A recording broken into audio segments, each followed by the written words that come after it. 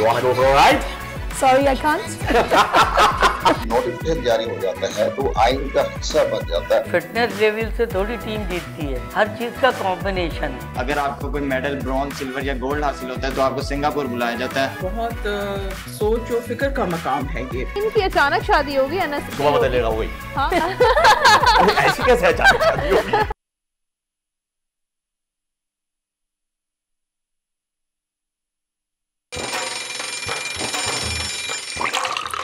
आजकल जिंदगी ही सुबह आउट ऑफ कंट्रोल है, दुनिया बोल है, पूरी दुनिया बोल है। Hi Barbie. Hi Ken. You wanna go for a ride? Sorry, I can't. Okay, no problem. Just jump in. भाई नाजरीन अस्सलाम वालेकुम, सबसे बड़ा खुशामदीद कहते हैं। और इन दिनों बारबी का शहर सर चढ़कर बोल रहा है क्योंकि सिल्वर स्क्रीन और क्या ही सोशल मीडिया हर कोई बारबी के रंगों में रंगा है। बारबी फैन इस फिल्म की रिलीज को त्योहार की तरह मना रहे हैं और अब आखिरकार पंजाब में भी फिल्म की रिलीज की इजाजत मिल गई है, इसीलिए आज हम भी बारबी के रंगों में रंगे हुए हैं। और आज के प्रोग्राम में खुसूसी सेगमेंट भी है, तो कहीं जाइएगा नहीं, हमारे साथ जुड़े रहिएगा क्योंकि आज के शो में बहुत कुछ है, सिर्फ ये नहीं, इस सेगमेंट के अलावा और भी बहुत कुछ है। तो सबसे पहले आज की अच्छी बात, और बारबी की बात हो रही है तो इसी से एक कोट मुंसलिक है, प्रोग्राम में शामिल करते हैं। और कहा यह जाता है कि चीज को जैसा पाओ उसे बेहतर छोड़ कर जाओ, ये कौल मौजूदा हुकूमत तभी बिल्कुल फिट बैठता है। वज़ीर आज़म शहबाज शरीफ ने जिन मुश्किल हालात में हुकूमत संभाली और फिर भंवर में फंसी मईशत को कुछ हद तक किनारे की राह दिखा दी, वो काबिल तारीफ है। और FATF के ग्रिल से निकलना इस दौर की सबसे बड़ी मुआशी कामयाबी थी। जिस वक्त हुकूमत आई उस वक्त स्टॉक मार्केट की हालत, और अब जिस वक्त हुकूमत गई है स्टॉक मार्केट की कंडीशन नून लीग की हुकूमत की कारकर्दगी का मुंह बोलता सबूत है। तो ये जनाब भी कुछ हकायक हैं जो आपको बताना जरूरी थे। अब हम शामिल करेंगे बड़ी खबर। बिल्कुल जी, बड़ी खबर शामिल कर लेते हैं और देखते हैं कि अब आज की बड़ी खबर में क्या है। असेंबली तहलील, क्या वज़ीर आज़म होंगे जलील? अमेरिका में पाकिस्तान के साबिक सफीर निगरान वज़ीर आज़म के लिए फेवरेट करार। वज़ीर आज़म शहबाज शरीफ और अपोजिशन लीडर राजा रियाज की मुलाकात का इंतजार। निगरान काबीना के नाम भी सामने आ गए। कौन सी शख्सियत को कौन सी जिम्मेदारी दी जाएगी, आज के प्रोग्राम में डिस्कस करेंगे।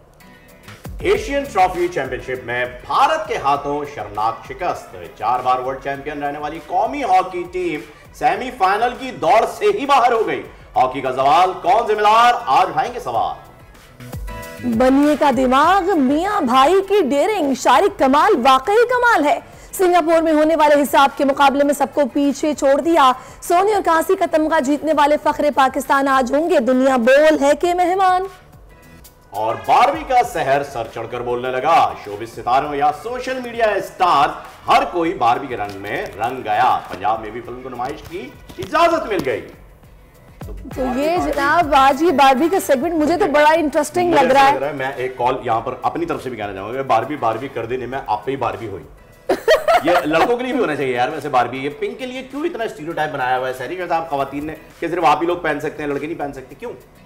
पता नहीं कुछ मंसूब हो गया हो ना लड़कियों के साथ पिंक कलर तो सबके लिए होता है। लड़कों का ब्लू होता है भाई, क्यों? कोई ज्यादती थोड़ी है। किसने किया? किसी ने नहीं किया। लड़कियां ब्लू नहीं पहनती। आप पहनने गुलाबी शर्ट पहनी तो होगी आपने। लड़कियां ब्लू नहीं पहनती क्या? लड़के भी पिंक पहनते हैं। बस तो यही तो मैं बता रहा हूँ कि लोग फिर से जज करने लगते हैं, ओए पिंक पहन के घूम रहे हो, तुम तो स्पिन बॉलर हो, लेग स्पिनर। खैर निगरान वज़ीर आज़म कौन होगा, अगर इस मुद्दे पर आ जाते हैं जनाब। सोशल मीडिया पर जलील अब्बास जिलानी का नाम इस वक्त टॉप ट्रेंड में शामिल है और ट्रेंड्स में आपको बता रही हूँ ज़राए की जानिब से ताहाल निगरान वज़ीर आज़म के लिए जलील अब्बास का नाम सामने आ चुका है। आज वज़ीर आज़म शहबाज शरीफ और अपोजिशन लीडर राजा रियाज की मुलाकात भी तय है, जिसमें हतमी मंजूरी का इम्कान है। इस ट्रेंड में अब तक हजारों सारिफीन ट्वीट्स कर चुके हैं। कहा यह जा रहा है कि मुलाकात हुई थी जरदारी साहब की और नवाज शरीफ की, जिसमें जलील अब्बास जिलानी का नाम दिया गया था। और ये भी बता दूं कि ये नाम तजवीज किया यूसुफ रजा गिलानी ने, और जलील अब्बास जिलानी उनके कजन है, तो लिहाजा दैट मींस के नाम पीपल्स पार्टी की तरफ से आया है। तो अब देखते हैं कि आज क्या फैसला होता है। कमेटी में गिलानी साहब भी मौजूद थे, बिल्कुल कमेटी पीपल्स पार्टी ने बनाई। खैर बहरहाल देखते हैं जिलानी से गिलानी तक का सफर कहां तक तय पाएगा। नेशनल असेंबली को भी जो है वो अगले हैशटैग में 32K यानी 32,000 से ज्यादा रीट्वीट कर दिया गया है, क्योंकि वज़ीर आज़म की एडवाइस पर पाकिस्तान की 15वीं कौमी असेंबली टूट गई। पाकिस्तान की 15वीं असेंबली ने भरपूर सियासी कशमकश देखी। 2 वज़राए आज़म, 2 स्पीकर और 2 बार डिप्टी स्पीकर का इंतखाब किया। लातादाद बिल पास किए और ये लातादाद बिल जो है वो असेंबली को बाईपास करते हुए सदारती ऑर्डिनेंस के जरिए पास होने की रिवायत भी इसी असेंबली ने देखी है। सारी साहिबा, बिल्कुल 32,000 लोगों ने इस पर ट्वीट्स किए हैं, अपने ख्यालात का इजहार किया है। और जनाब तीसरा जो ट्रेंड है मैं उसकी तरफ आ जाती हूँ। कौमी क्रिकेटर है फ़हीम अशरफ, ये भी ट्रेंड में शामिल हैं और एशिया कप और अफगानिस्तान से सीरीज के लिए पाकिस्तान के 18 रुकनी स्क्वाड का ऐलान कर दिया गया, जिसमें बाबर आजम की कप्तानी में ऑलराउंडर फ़हीम अशरफ को दोबारा वनडे टीम में शामिल होने का मौका फराहम किया गया है। इस ट्रेंड में सारिफीन फ़हीम अशरफ की स्क्वाड में शमूलियत पर पीसीबी से खफा नजर आ रहे हैं, जबकि इस ट्रेंड में अब तक हजारों सारिफीन ने अपने ट्वीट्स किए हैं। और वैसे तो बाबर आजम के भी गर्विदा लोग इस हद तक हुए हैं कि रमीज राजा को भी मैंने देखा है कि उन्होंने भी बड़ी उनसे मोहब्बत का इजहार किया उनकी परफॉर्मेंस की वजह से। तो अच्छाए में आजकल हमारे हीरोज बॉबी हैं भाई, और फिर किंग बाबर का जो उन्हें टाइटल मिला है वो बखूबी निभा रहे हैं। लेकिन फ़हीम अशरफ के सिलेक्शन से मेरे ख्याल में लोगों को नाराज नहीं होना चाहिए। खैर, हम अपने क्रिकेट एक्सपर्ट से जब बात करेंगे तो उनकी राय भी जरूर ले लेंगे, क्योंकि वो 18 रुकनी स्क्वाड में मौजूद है। 11 जो प्लेइंग 11 है उनके अंदर वो अभी तक शामिल नहीं है, लेकिन 18 रुकनी स्क्वाड में वो जा जरूर है। अगर कोई अनफिट होता है, अगर कोई किसी को चोट लगती है, कोई बीमार होता है, तो उन्हें रिप्लेस करने के लिए देखा जा सकता है कि वो 11 रुकनी टीम में शामिल हो। ठीक है जनाब, बिल्कुल ऐसा ही है फ़हीम। और अब कुछ बात हो जाए, पाकिस्तान की 15वीं कौमी असेंबली टूट गई है। 12 अगस्त को मुद्दत पूरी होने से 3 वज़ीर आज़म के एडवाइस पर सदर पाकिस्तान ने बुध और जुमेरात की दरमियानी रात असेंबली तहलील कर दी है। और अब आगे वफाकी काबीना और वफाकी हुकूमत भी खत्म हो गई है। पाकिस्तान की इस 15वीं असेंबली ने भरपूर सियासी कशमकश देखी, हमने आपको डिटेल से बताया है। और अब ऐलान होना है निगरां वज़ीर आज़म का। इसी पर बात करने के लिए साबिक सेक्रेटरी इलेक्शन कमीशन के कुंवर दिलशाद साहब हमें ज्वाइन कर चुके। कंवर साहब अस्सलाम वालेकुम। कंवर साहब, मुझे ये बताएगा थोड़ा सा नाजरीन के लिए, उनकी आगाही के लिए, ये जो प्रोसेस है निगरां वज़ीर आज़म के नाम का, उसको फाइनलाइज करना फिर अनाउंस करना, कितना वक्त होता है पिछली हुकूमत के पास? दरअसल सदर मुमलकत ने पूरे आईनी बहरान को बचाने के लिए बड़ा अहम और खुश आइन कदम ये उठाया कि जब वो असेंबली तहलील कर रहे थे तो उन्होंने आइन का आर्टिकल 58(1) का सहारा लिया, जिसमें उनको ये प्राइम मिनिस्टर की एडवाइस पर जो है वो कौमी असेंबली तहलील कर दी। लेकिन आम हल्कों में ये खबर आ रही थी कि वो आइन का आर्टिकल 48 का जो सब सेक्शन 4 है उसके तहत भी वो असेंबली तहलील कर सकते थे। लेकिन साथ उसमें ये लिखा हुआ था कि जो ही सदर मुमलकत असेंबली तहलील करेंगे तो वो आइंदा इंतखाबात के 90 रोज के अंदर इंतखाबात कराने की तारीख देने की भी मजाज है। तो सदर मुमलकत ने बड़ा अच्छा कदम उठाया, उन्होंने आर्टिकल 58(1) में लिखा कि उन्होंने असेंबली तहलील कर दी। तो ये एक बहुत बड़ा उन्होंने एक आईनी तनाज़ा खत्म कर दिया जो सदर मुमलकत हो जाता है कैंडिडेट।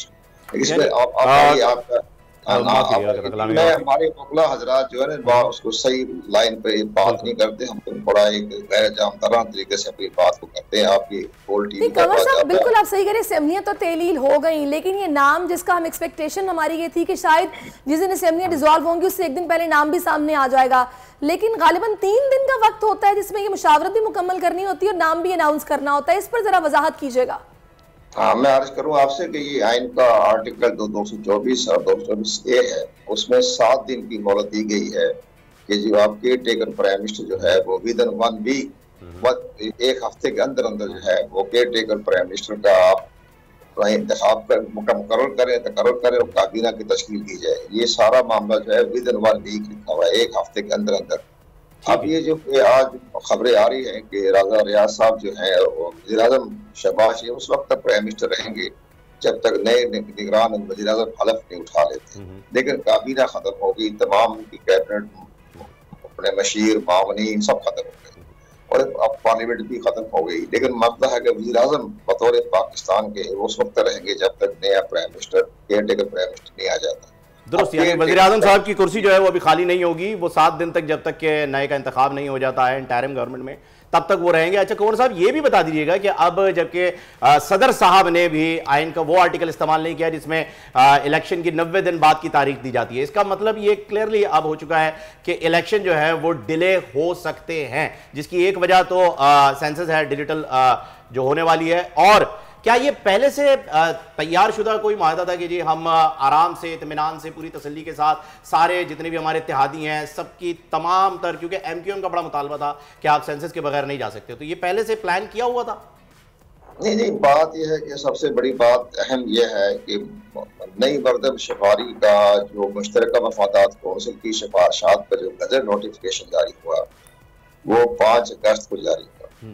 अब 5 अगस्त के जब नोटिफिकेशन जारी हो जाता है तो आइन का हिस्सा बन जाता है। आइन का आर्टिकल 51 का सब सेक्शन 3 में लिखा है कि मरदम शुमारी का जो लास्ट गजट नोटिफिकेशन है, यानी लास्ट मरदम शुमारी के नताइज का मरदम शुमारी के नताइज का गजट नोटिफिकेशन की बुनियाद पर इलेक्शन कमीशन ऑफ पाकिस्तान को डिमार्केशन करनी पड़ेगी, हल्का बंदी असर 9 करनी पड़ेगी। अब सदर ममलकत को पता है कि चूंकि वो आइन का आर्टिकल 51 का हिस्सा बन चुका है गजट नोटिफिकेशन, तो लिहाजा अब इलेक्शन कमीशन जो है वो 90 दिन के अंदर इंतखाबात कराने की पोजीशन में नहीं है। उसके लिए जो इलेक्शन कमीशन ने जो रोड मैप तैयार किया है वो 4 महीने का है।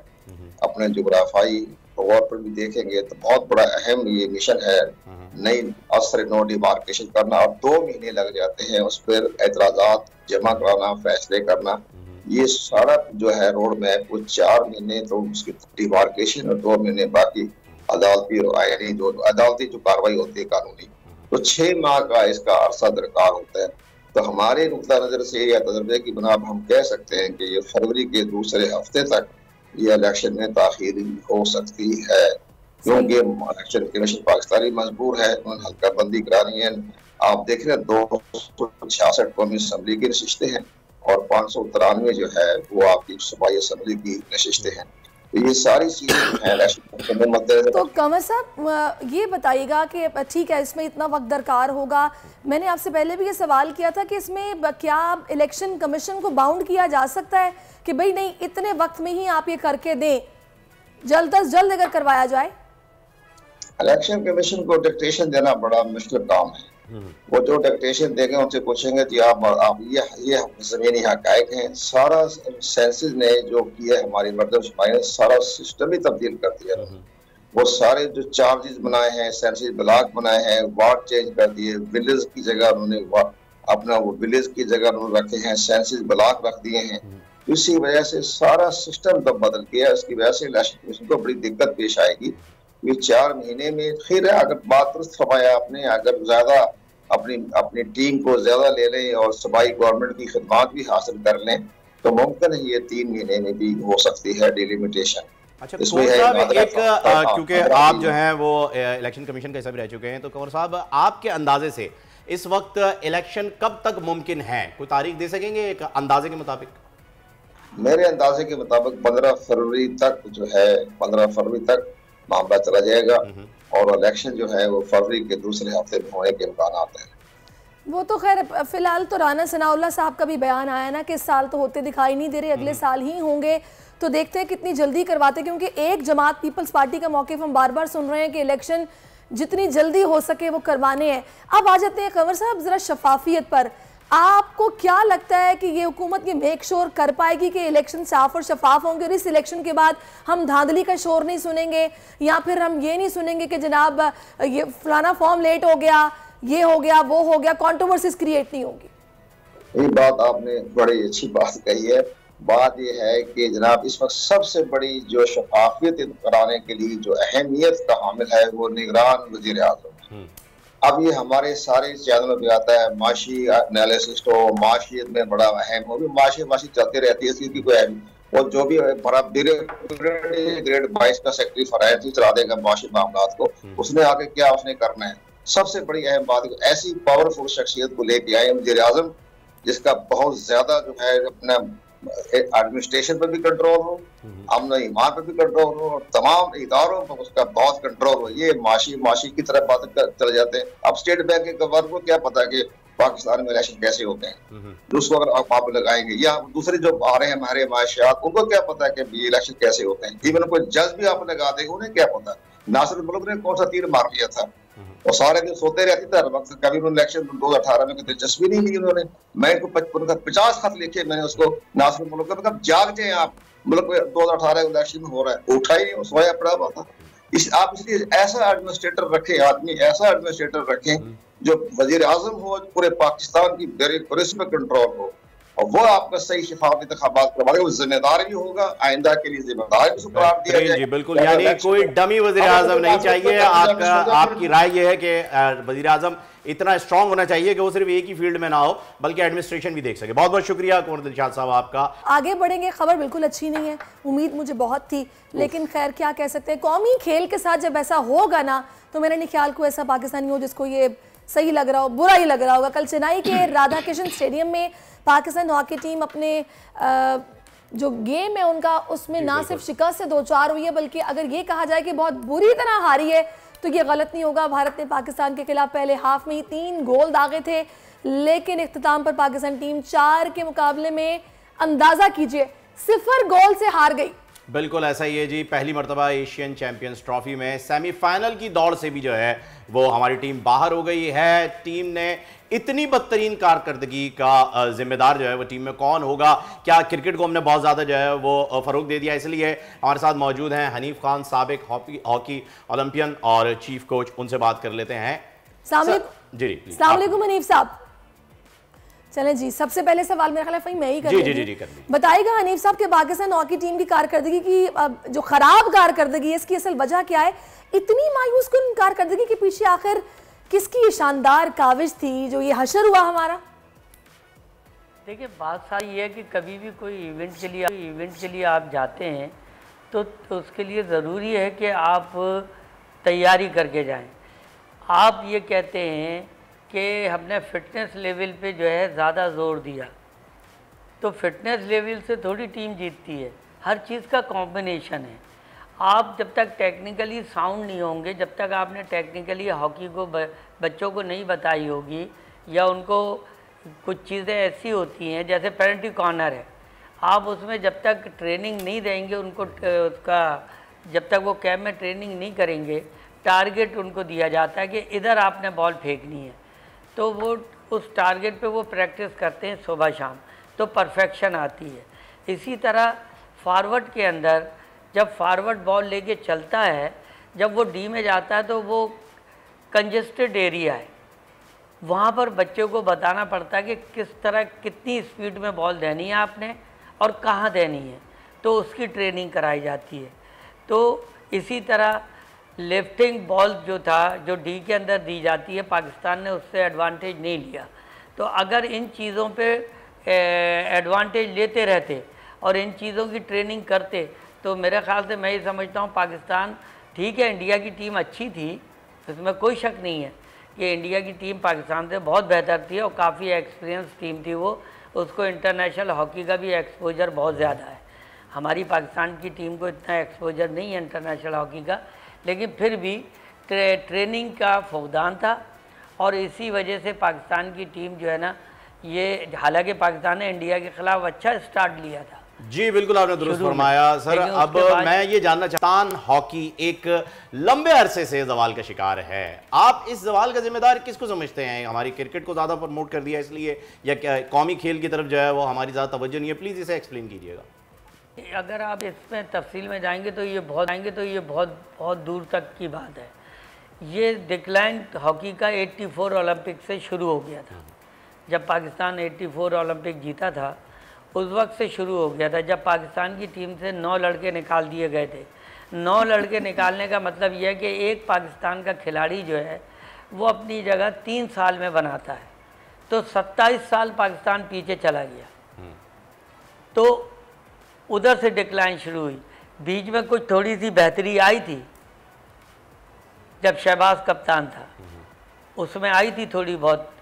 जब फिर उसके बाद 2000 में 2002 में थोड़ी सी बेहतरी आई थी, लेकिन कंटिन्यू ना होने की वजह से, क्योंकि हमारे यहाँ ये भी एक परेशानी है कि जो कोचेस सही काम कर रहे होते हैं उनको जो है 1-2 टूर्नामेंट के बाद हटा दिया जाता है, तो फिर वो दोबारा नए सिरे से ट्रेनिंग शुरू होती है। जो नया कोच आएगा वो अपनी मर्ज़ी से ट्रेनिंग कराएगा, अपने लिहाज से कराएगा।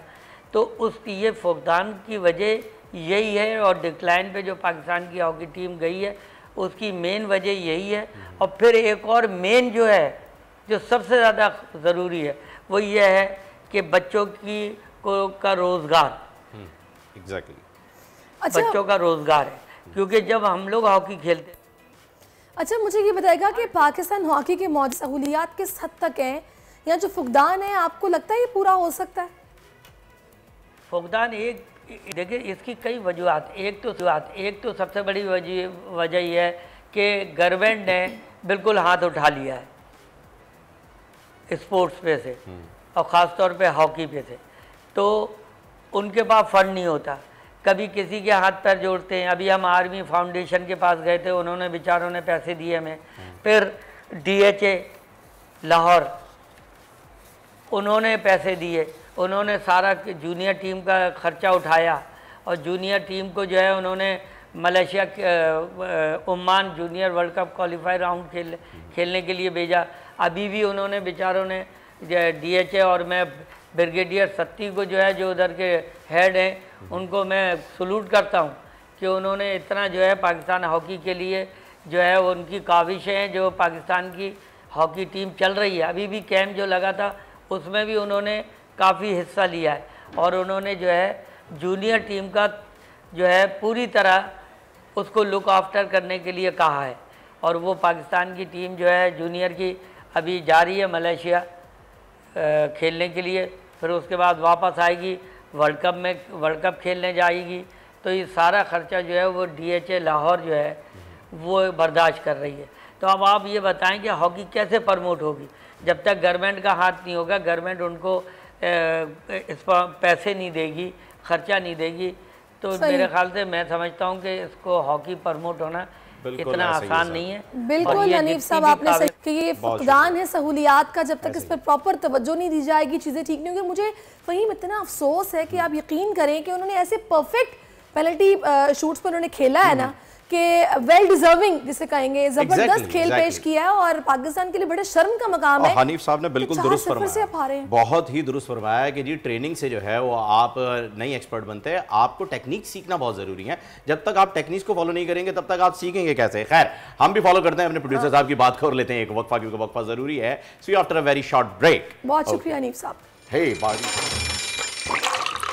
आजकल जिंदगी ही सुबह आउट ऑफ कंट्रोल है, दुनिया बोल है, पूरी दुनिया बोल है। वेलकम बैक नाज़रीन, और आज हम मना रहे हैं पूरा महीना आज़ादी का। हफ्ता आज़ादी भी जो है वो शुरू हो चुका है, बस 14 अगस्त में कुछ ही दिन रह गए हैं। पाकिस्तान के क़याम के 76 साल मुकम्मल हुए, और अब पाकिस्तान की 76वीं जश्न आज़ादी की तैयारियां जारी हैं। लेकिन इस साल कौमी परचम झंडियों और दीगर सामान की खरीदो फरोख्त में कुछ कमी देखी जा रही है। सरिश, क्या वजह है? बिल्कुल, आई थिंक सो महंगाई भी एक वजह हो सकती है उसकी, क्योंकि अब महंगाई बहुत बढ़ गई है। आज से 4-5 साल पहले तक यौम आज़ादी पर कराची से 19 से 21 अगर कहा जाए ना, बिल्कुल अरब तक की जो है वो सेल होती थी, और बहुत बड़ी जो है वो ये सेल कहलाती है। लेकिन इस मरतबा न जाने क्यों ऐसा हो रहा है कि इतना ज़्यादा जो है वो सारा सामान बिक नहीं पाया है। शायद इसकी एक अहम वजह हो सकती है भोपू, क्योंकि इतने ही साल हुए इस भोपू को आए हुए, और जब से ये भोपू आया है तो लोगों ने बजा बजा कर दिमाग में दर्द कर दिया है। बहुत सारे लोगों को नहीं पता होगा ये भोपू क्या है। हाँ जी, तो बता देते हैं फिर इन्हें। हमारे नुमाइंदे पेशावर से मौजूद है हमारे साथ मोहम्मद नोमान, उनसे बात कर लेते हैं, वो बताएंगे हमें। नोमान बताएगा पेशावर में क्या सूरत हाल है, खरीदो फरोख्त अपने अरूज पर है, ये महंगाई ने लोगों को रोका हुआ है? अभी महंगाई जितनी भी बढ़ जाए, जश्न आज़ादी की तैयारियां लोग अपनी इस्तिताअत के मुताबिक मनाने में पीछे नहीं रहते। महंगाई बढ़ी है, खरीदो फरोख्त में कमी आई है, लेकिन इसके बावजूद हम देख रहे हैं कि सुबह का टाइम है और सुबह से ही ये सब्ज़ हिलाली परचम और दीगर जो सजावटी अशिया हैं इनके स्टॉल्स सज गए हैं। आपको ये स्टॉल दिखाते हैं, यहाँ पर पड़ी हुई हैं लड़कों की, लड़कियों की, इसके अलावा मुख्तलिफ हेयर है, इसके फेस पेंटिंग का सामान यहाँ पर है, कैप है, मुख्तलिफ स्टाइल की चूड़ियाँ हैं लड़कियों के लिए, ग्लासेस हैं, तो हर किस्म का सामान यहाँ पर। और सुबह का वक्त है, लोग अभी निकले नहीं हैं, जिसकी वजह से यहाँ पर थोड़ा सा खरीदारों का रश दिखाई नहीं दे रहा।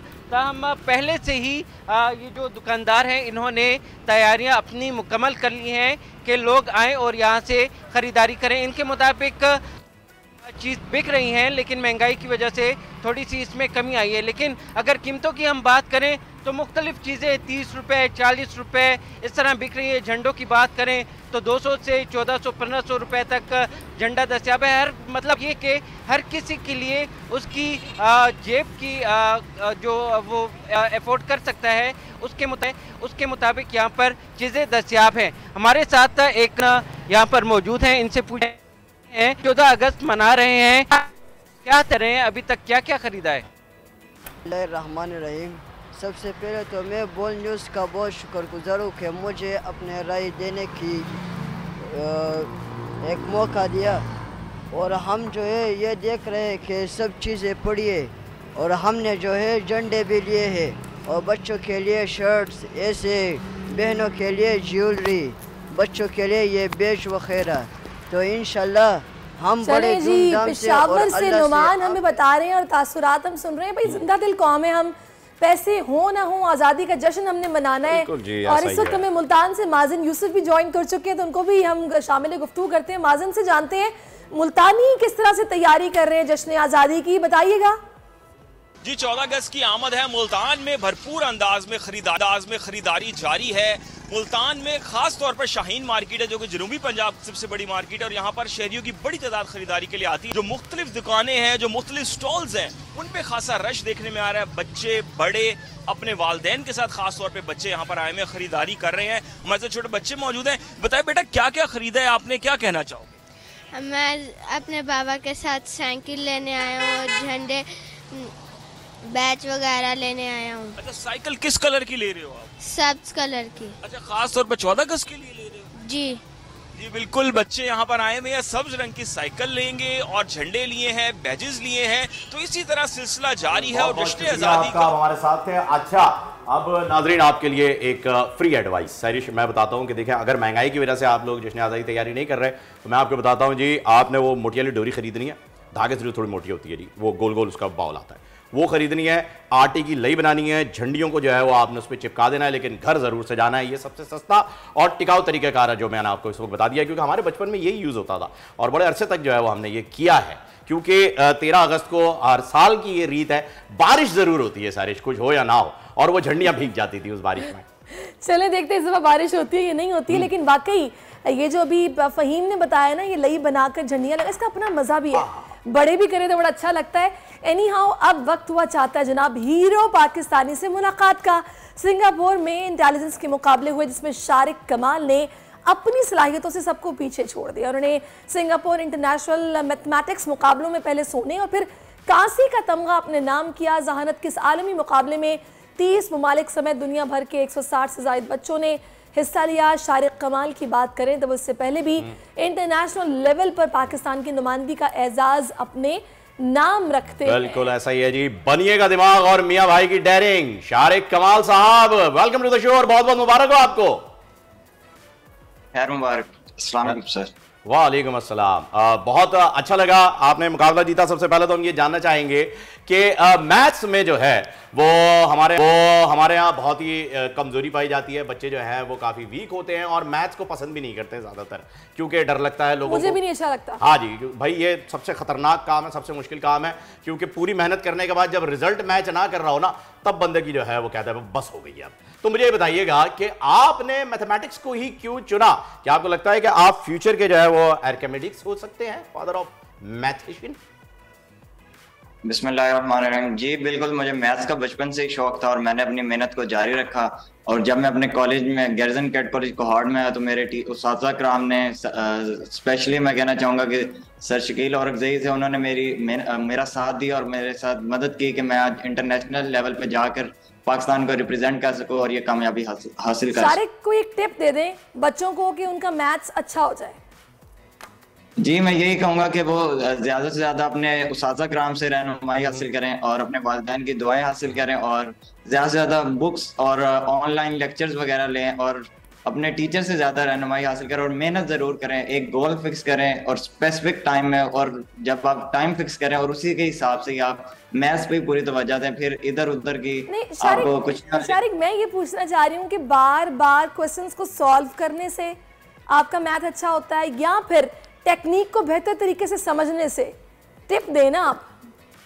जी जी जी बिल्कुल, बार बार क्वेश्चंस को सॉल्व प्रैक्टिस, जिस तरह practice makes a man perfect, इसलिए हमें क्वेश्चंस को बार बार सॉल्व करना चाहिए। जब तक क्वेश्चन हल नहीं होता हमें उसकी बार बार प्रैक्टिस करनी चाहिए ताकि हम क्वेश्चन को हल कर सकते हैं, और इससे ही हमें टेक्निक हासिल होती है और हमारे अंदर टेक्निक पैदा हो जाती है कि हम ये सवाल हल। शारिक, अच्छा अब हम ये जानना चाहेंगे कि हमारे नाजरीन को आप बताइए कि जो मैथमेटिक्स चैंपियनशिप है ये होती कैसे है, इसमें क्या होता है, किस तरह के राउंड्स होते हैं, किस तरह इसे क्लियर किया जाता है और गोल्ड मेडल हासिल किया जाता है, जरा क्विकली जो है वो इसके कुछ स्टेप्स बताएं।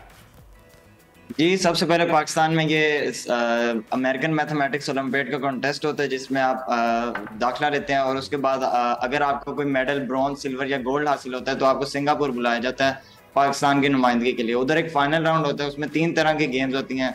एक इंडिविजुअल टेस्ट होता है जिसमें एमसीक्यूज और क्वेश्चन वगैरह होते हैं। एक मैथ वॉरियर होता है जिसमें डाइसिस से आप बोर्ड मैथ्स के रूल्स इस्तेमाल करके खेलते हैं, और तीसरा राउंड पजल्स का होता है। फिर अगर आप इनमें से पॉइंट्स आपके सबसे ज्यादा हैं तो आपको गोल्ड मेडल हासिल होगा, सेकंड नंबर पे है तो आपको सिल्वर, और थर्ड पे आपको ब्रॉन्ज। अच्छा, इन तीनों राउंड्स में से सबसे ज्यादा पॉइंट्स आपके कौन से राउंड में थे और सबसे कम कौन से में थे?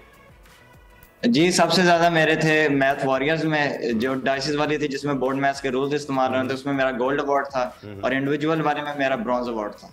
अच्छा शारिक, वो बच्चे जिनका मैथ्स अच्छा है और वो भी चाहते हैं कि इस तरह की चैंपियनशिप में पार्टिसिपेट करें, वो किस तरह कर सकते हैं, उनको कुछ गाइड करेंगे आप? जी, साइमॉक की एक वेबसाइट है ऑनलाइन, आप उस पर क्या एडमिशन अपना भेजें, अभी भी रजिस्ट्रेशन जारी है उनकी, तो आप उस पर एडमिशन भेजेंगे तो वो आपको टेस्ट होगा, आपके कॉलेज में होगा, या आपके वो सेंटर एक पॉइंट आउट कर देंगे, वहां पे आप टेस्ट देंगे, फिर आपका रिजल्ट अनाउंस होगा। जबरदस्त। अच्छा, कौन सी वेबसाइट दोबारा बताइएगा जरा प्लीज, ताकि हमारे नाज़रीन। साइमॉक की। ओके सर, साइमॉक की। अच्छा, सिंगापुर इंटर। सही। शारिक, अब आप मुझे अपने प्लान्स के बारे में बताइएगा, आगे क्या प्लान्स हैं आपके, स्टडीज के बारे में बताइएगा, पढ़ाई क्या कर रहे हैं? जी, मैं गैरिसन कैट कॉलेज कोहाड़ में क्लास 10th में पढ़ रहा हूँ, और आगे का मेरा इरादा ये है कि जिस तरह मेरे फैमिली बैकग्राउंड, हमारा वर्दी खानदान से ताल्लुक है, मेरे दादा भी पुलिस में थे और उन्होंने शहादत का रुतबा हासिल किया, और मेरे वालिद अभी SHO city Renala Punjab police में तैनात है, इसलिए मैं भी अपनी ये खानदान के इस शोबे को आगे बढ़ाना चाहता हूँ और पाकिस्तान की आर्म फोर्सेज में ज्वाइन करके फिर पाकिस्तान का इसी तरह ही नाम रोशन करना चाहता हूँ। लेकिन मैथ्स तो पढ़ाना चाहिए ना आपको, जब इतनी कमाल महारत आपको हासिल है मैथमेटिक्स में, तो फिर आप अपना ये इल्म है इसको फैलाएं दूसरों तक भी साथ, सोचते हैं? जी, इस तरह ये मैं अभी 10th क्लास में जिस तरह पढ़ रहा हूँ, तो आगे फर्स्ट ईयर, सेकंड ईयर और 10th में मौजूदा मुझे दोबारा इंडोनेशिया की ऑफर आई है कि मैं इंडोनेशिया में जाकर भी मुकाबला करूँ, तो इंशाल्लाह ये जो 3-4 साल है इनमें मैं मजीद मेहनत करूंगा कि दोबारा पाकिस्तान का नाम इंटरनेशनल लेवल पर रोशन करके। Very good. अच्छा शारिक, मैं यहाँ पर जो है वो सैरिश की बात को सेकंड करना चाहूंगा कि आप ये भी जरूर जहन में रखिएगा कि आप बहुत अच्छे मैथमेटिशियन हैं, और बड़े ही कम लोग होते हैं जो कि दुनिया में इतना अच्छा समझ पाते हैं मैथ्स को। तो मेरा ये मानना है, बल्कि मेरी रिक्वेस्ट भी है कि अगर आगे जाके आप बेशक फोर्सेस भी ज्वाइन करें, लेकिन इसके साथ साथ कोई ऐसा जरिया, आजकल तो ऑनलाइन एजुकेशन बहुत ही ज़्यादा कॉमन हो रखी है, तो आप वहाँ पर भी जो है लोगों को जो पढ़ना चाहते हैं उन्हें पढ़ा भी सकते हैं। जी जी जी, मैं बिल्कुल यही आगे कंटिन्यू रखूंगा अपनी मैथ की इस एबिलिटी को, ताकि जो मेरे से भी लोग कुछ ना कुछ हासिल करें, मेरे पाकिस्तानी जो भाई हैं और यंग जनरेशन है, ताकि मेरे से भी कुछ इल्म हासिल हो, क्योंकि जैसा कि हमारे नबी अकरम सल्लल्लाहु अलैहि वसल्लम का फरमान है कि जो चीज़ आपने सीखी उसे आगे से आगे फैलाओ। अच्छा शारिक, जो मैट्रिक का मैथ्स है और इंटर का मैथ्स, ये काफ़ी मुश्किल कंसिडर किया जाता है बच्चों में, उनको आसान नहीं लगता, तो कितना टाइम पढ़ाई को आप देते हैं दिन में? जी, जिस तरह हमारे कॉलेज में एक टाइम फिक्स है कि हर टाइम के हिसाब से हर चीज़ होती है, तो इस तरह मैं तकरीबन मैथ को 1 घंटा 1.5 घंटा इस तरह एक टाइम के हिसाब से, टाइम टेबल के हिसाब से। कॉलेज के अलावा घर आके पढ़ते हैं आप? कोई कोचिंग सेंटर ज्वाइन किया हुआ है, वो आपके कोच हैं जो आपको मैथ सिखाते भी हैं? नहीं, मैं गैरिसन कैट कॉलेज कोहाड़ में पढ़ता हूँ, जो कि एक बोर्डिंग अदारा है जहाँ पे हम हॉस्टल में रहते हैं। इस तरह इसलिए हमारे लिए अकेडमी करनी है। मैं अपने सर शकील औरंगजेब टीचर है हमारे, उनसे मैं बहुत हेल्प करता हूँ, और यहाँ पे हमारे बहुत काबिल टीचर्स हैं जो कि हमारी हर मरहले में मदद करते हैं ताकि हम इसी तरह ही कामयाब होते हैं। तो अपने बहन भाइयों के बारे में बताइएगा, कितने बहन भाई हैं आपके, वो क्या करते हैं? जी, मेरे 6 बहन भाई हैं, 2 बहनें वो एक बहन 2nd ईयर में है, एक 1st ईयर में है, और मैं अभी करंटली 10th क्लास में हूँ। और मेरी एक बहन बख्तावर कैडेट कॉलेज नवाबशाह में है, और एक बहन जो है वो बीकन हाउस में पढ़ रही है अभी 4th क्लास में। मैथ और सिर्फ मेरा छोटा आपका भाई अच्छा है? जी मेरी एक बहन है जो फर्स्ट ईयर में, उसका भी मैथ बहुत अच्छा है। वेरी गुड जी, बेहतरीन। बड़ी मैथमेटिकल फैमिली जो है वो माशाल्लाह से आपने बना रखी है। मुझे ये बताइएगा कि अब आगे नेक्स्ट कौन से कंपटीशन को देख रहे हैं? एक तो आपने बताया कि इंडोनेशिया के लिए आपको बुलाया जा रहा है, उसके बारे में थोड़ी सी डिटेल शेयर कीजिएगा। इसके अलावा बेंचमार्क क्या सेट किया है कि जी फाइनली इस जगह पहुंच जाऊं तो अचीवमेंट का लेवल जो है वो फुलफिल हो जाएगा? जी जिस तरह मैंने आपको बताया कि इंडोनेशिया की ऑफर हुई है, इसी तरह अगर इंडोनेशिया में जाऊंगा वहाँ पे दोबारा से 4 इयर्स का स्कॉलरशिप, और उसमें अगर मैं जाता हूँ स्कॉलरशिप में वो उधर दोबारा से कंपटीशन उधर वगैरह होंगे, और जिससे मजीद मेरी स्किल्स वगैरह इम्प्रूव होंगे और पाकिस्तान का नाम इंशाल्लाह मैं वहाँ जाकर भी रोशन करूँ। तो शारिक कैसा महसूस हो रहा है? अभी माशाल्लाह आपने ये चैंपियनशिप जीती है, आपको इतने ज़बरदस्त गोल्ड मेडल्स मिले हैं, आपसे सब राब्ता कर रहे हैं, आपकी फीलिंग्स क्या है? सोचा कैसा होगा? जी बिल्कुल मैं बहुत खुश हूँ, और ये सब मेरी कामयाबी अल्लाह के फजलो करम से है, मेरे वालिदैन की दुआओं की वजह से, और मेरे कॉलेज के principal brigadier Hamid, vice principal sir Mubarak, और स्पेशली मैं कहूँगा कि सर शकील, मैथ्स के प्रोफेसर सर शकील औरंगज़ई की मेहनत की वजह से है कि मैं आज इस कामयाबी तक पहुँचा, और इंशाल्लाह इस कामयाबी को मैं आगे तक लेके चलूंगा ताकि मजीद मैं पाकिस्तान का नाम रोशन कर सकूं और पाकिस्तान दुनिया के नंबर 1 डेवलप्ड कंट्रीज में। सही। शारिक आखिरी बात मैं ये कहूंगी, आजकल के बच्चे जो मोबाइल्स में काफी खो गए हैं, मैथ्स पे तो काफी दिमाग लगाना पड़ता है, लग के पढ़ना पड़ता है, उनको मैसेज क्या देंगे आप? जी मैं यंग जनरेशन को यही मैसेज दूंगा कि अगर आप मोबाइल इस्तेमाल भी करते हैं तो एक रूटीन के हिसाब से, कि आप जब स्टडी का टाइम अलग रखें, और ऑनलाइन आपको ज्यादा कुछ सीखने को मिलता है। आप ऑनलाइन मैथ्स की वीडियो देख सकते हैं वेबसाइट्स पे जाकर, और अगर आपको समझ नहीं आती तो आप अपने उस्ताद कराम से रहनुमाई हासिल करें ताकि आपका मैथ्स मजीद इम्प्रूव हो। और अपने बहुत बहुत शुक्रिया शारिक कमाल, आप हमारे साथ थे। और इसके लिए वैसे सारी मैंने सुना है कि वो जो रूबिक क्यूब यूज करते हैं ना बच्चे, उनका दिमाग भी जो है वो बड़ा शार्प होता है, तो वो भी आप यूज कर सकते हैं। खैर फिलहाल हम यूज करने जा रहे हैं, बल्कि लेंगे एक ब्रेक, क्योंकि हमें हमारे प्रोड्यूसर साहब ने बता दिया है। शारिक हम शुक्रिया अदा कर रहे हैं और मिलते हैं आपसे ब्रेक के बाद। चल आजकल जिंदगी ही सुबह आउट ऑफ कंट्रोल है, दुनिया बोल है, दुनिया बोल है। वेलकम बैक नाजरीन। और अभी ये जो खबर मेरे सामने मौजूद है उसको पढ़ने से पहले फ़हीम मैं एक बात सोच रही हूँ कि कितनी ज़्यादा सफाकियत बढ़ गई है। रिजवाना तशद्दुद केस हमारे सामने है, उसके बाद एक और केस जो कि अभी ये ताज़ा रोनुमा हुआ है, कराची में नागिन चुरंगी के करीब रेंट ए कार के दफ्तर में तशद्दुद किया गया एक नौजवान पर जिसका नाम अदील बताया गया है, और पैसों का लेन देन का मामला था। इतना मारा गया, ट्रांसपोर्ट कंपनी के दफ्तर में ये अदील नामी नौजवान था और जान की बाजी वो हार गया तशद्दुद से। मकतूल की लाश को अस्पताल मुंतकिल कर दिया गया है। अदील नागिन चुरंगी का ही रिहायशी था। आप अंदाज़ा करें कि सिर्फ पैसों के मामले पर इतनी अजियत दे के मारा कि तशद्दुद से वो मर गया। बिल्कुल ऐसा ही है। इस वक्त मुझे वही फ़िक्रा याद आ रहा है कि क़यामत खुद बताएगी क़यामत क्यों ज़रूरी थी। कत्ल में मुलव्विस रेंट कार के मालिक अली समेत 4 मुलजमान को गिरफ्तार कर लिया गया है, लेकिन ऐसी अगर इबरतनाक सज़ा ना दी गई इन लोगों को तो ये रिजवाना और ये अदील जैसे केसेस जो हैं वो दिन ब दिन होते रहेंगे। ये फ्रस्ट्रेटेड लोग हैं, इनके दिमाग जो हैं वो महंगाई की वजह से, घर में चिड़चिड़ की वजह से, परेशानी की वजह से इतने ज़्यादा कुछ कैफियत इख्तियार कर चुके हैं कि ये कोई नॉर्मल जहन का इंसान जो है वो ये काम नहीं कर सकता कि किसी शख्स को इतने बुरे तरीके से मारे कि वो अपनी जान की बाजी ही हार जाए। बिल्कुल। और आप उन सफाक जो अशखास हैं उनकी शक्ल देख सकते हैं कि जिन्होंने तशद्दुद किया है, बाकायदा उनके चेहरे वाज़े तौर पर नज़र आ रहे हैं और इन्हें गिरफ्तार कर लिया गया। इस वक्त इसी सारी सूरत हाल पर बात करने के लिए मुफ्ती अबू मोहम्मद साहब इस्लामिक स्कॉलर हमें ज्वाइन कर चुके हैं, उनसे हम बात करेंगे। अस्सलाम वालेकुम मुफ्ती साहब।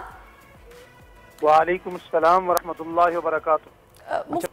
मुफ्ती साहब, ये इतनी सफाकियत, इतनी बर्बरियत, ये इंसान क्या रूप धारता जा रहा है? आखिर ये मुआशरे में हम क्या चीज़ तश्कील पा रही है कि आप इतने सफाक हो गए और आपको फिक्र ही नहीं, कोई फ़र्क ही नहीं पड़ रहा कि आप क्या कर रहे हैं?